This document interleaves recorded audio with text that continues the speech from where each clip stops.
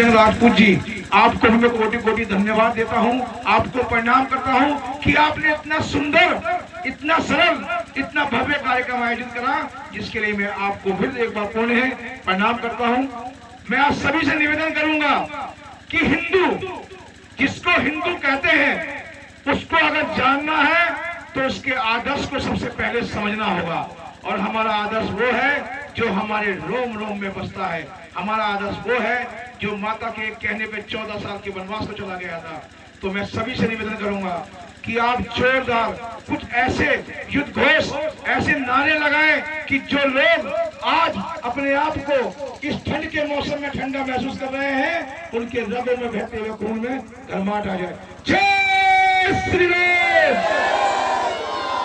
जय श्री राम। कालका पीठाधीश्वर महंत सुरेंद्र नाथ अब्दू जी महाराज की, अब्दू जी महाराज की, गोरख पीठाधीश्वर माननीय मुख्यमंत्री योगी आदित्यनाथ महाराज की, योगी आदित्य महाराज की।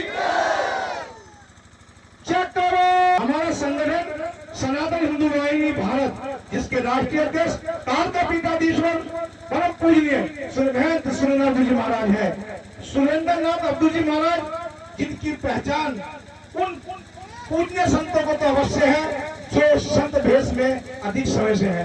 कालका पीठाधीश्वर महंत सुरेंद्र जी महाराज योगी आदित्यनाथ महाराज जी के बड़े गुरु भाई हैं, और उनका प्रेम, उनका स्नेह इतना है कि योगी आदित्य महाराज जी के जो परम पूजनीय गुरुदेव रहे, राष्ट्रीय संत ब्रह्मलीन अभेद्यनाथ जी महाराज द्वारा जो विश्व हिंदू महासंगठन बनाया गया, उसके अध्यक्ष आज हम सभी के राष्ट्रीय अध्यक्ष मेरे परम पूजनीय गुरुदेव कालका पीठाधीश्वर महंत सुरेंद्रनाथ अब्दू जी महाराज हैं। आप सभी को एक मैं बधाई भी इसलिए देता हूं कि कल हम सभी के बीच में गंगा के तट पर जन्मे एक ऐसे संत की जयंती है जिसे हम सब लोग संत शिरोमणि रविदास जी महाराज के नाम से जानते हैं। और जो सहयोग भगत की बात चल रही थी, तो संत शिरोमणि रविदास जी महाराज ने कहा है कि ऐसा चाहूं राज में मिले सबन को अन्न, और छोट बड़ सब संग से रविदास रहे पसंद। इस भारत की पृष्ठभूमि, इसका सनातन जब तक संपन्न नहीं हो सकता, जब तक हम अपने आप के भेदभाव को खत्म नहीं करते। आज हर ओर, क्योंकि महाभारत के काल में एक रावण था, लेकिन आज हिंदुओं के बीच में ऐसे अनेक रावण हैं जो हमें समय समय पे जात पात के भेदभाव में बांट रहे हैं। आज हमारा उत्तर प्रदेश और हम सब सौभाग्यशाली हैं कि गोरख पीठाधीश्वर माननीय मुख्यमंत्री योगी आदित्यनाथ महाराज जी से हमारे प्रदेश में विकासित, धर्म रक्षित और हम सबकी सुरक्षा वाली सरकार चला रहे हैं। वरना हमने वो समय देखा है कि जब कोई भी मन चला, हमारी माता और बहनों का दुपट्टा कहीं भी खींच दिया करता। आज यदि सबसे ज्यादा प्रदेश में कोई सुरक्षित है तो वो मेरी माता और मेरी बहन है, क्योंकि वो लोग जानते हैं कि सनातन धर्म में बसे हुए हर हिंदू, वो किसी भी वर्ग से आता हो, उसे हम वैसे नहीं डरा सकते, लेकिन अगर हम उसकी इज्जत पे हाथ डालेंगे तो वो टूट जाएगा, वो बिखर जाएगा। क्योंकि हमारे लिए सबसे पहले हमारे घर की इज्जत है।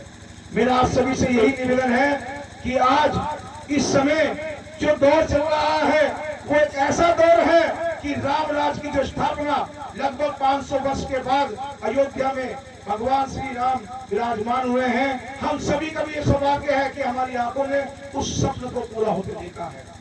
हमारे बड़ों ने बहुत बलिदान दिया है उसके लिए। लोग आते हैं, सरकारें आती हैं, चली जाती हैं, लोग अपने अपने लोग के लिए बहुत काम करते हैं, लेकिन आज हमारे देश में माननीय प्रधानमंत्री नरेंद्र मोदी और हमारे प्रदेश में गोरख पीठाधीश्वर माननीय मुख्यमंत्री एक ऐसे शासन को चला रहे हैं जहां उन्हें अपने लिए कुछ नहीं चाहिए, जहां वो केवल हम सब के बारे में सोचते हैं। उनका परिवार यदि कोई है तो यहाँ बैठे हुए सब माताएं बहनें, सब बड़े बुजुर्ग हैं। योगी आदित्यनाथ महाराज जी जब उनके पिताजी का निधन हो गया तो वो वहां नहीं गए, उन्होंने 32 करोड़ लोग हैं।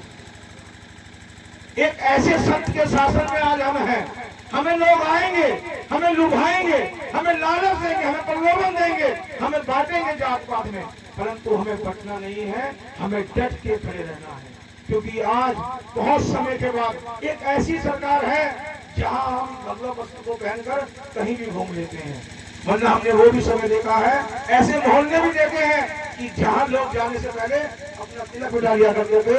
आज वो समय है कि तिलक लगाने में हमें अपना गर्व महसूस होगा। 2027 का चुनाव कहीं दूर नहीं रह गया है। इसी वजह से लोगों ने नए नए जाल बिछाना शुरू कर दिए हैं कि कोई भीम आर्मी से आ रहा है, कोई किसी आर्मी से आता है, कोई किसी आर्मी से आता है। लोग हमें बताते हैं, पढ़ाते हैं कि संविधान 300 लोगों ने लिखा, संविधान 2 साल 18 महीने 11 दिन में लिखा गया, 11 महीने 18 दिन में लिखा गया। संविधान बनाने के लिए हमने 10 देशों से कानून लिया, लेकिन किसी को ये नहीं पता था कि वो जो 10 देशों का कानून है वो कहां से गया।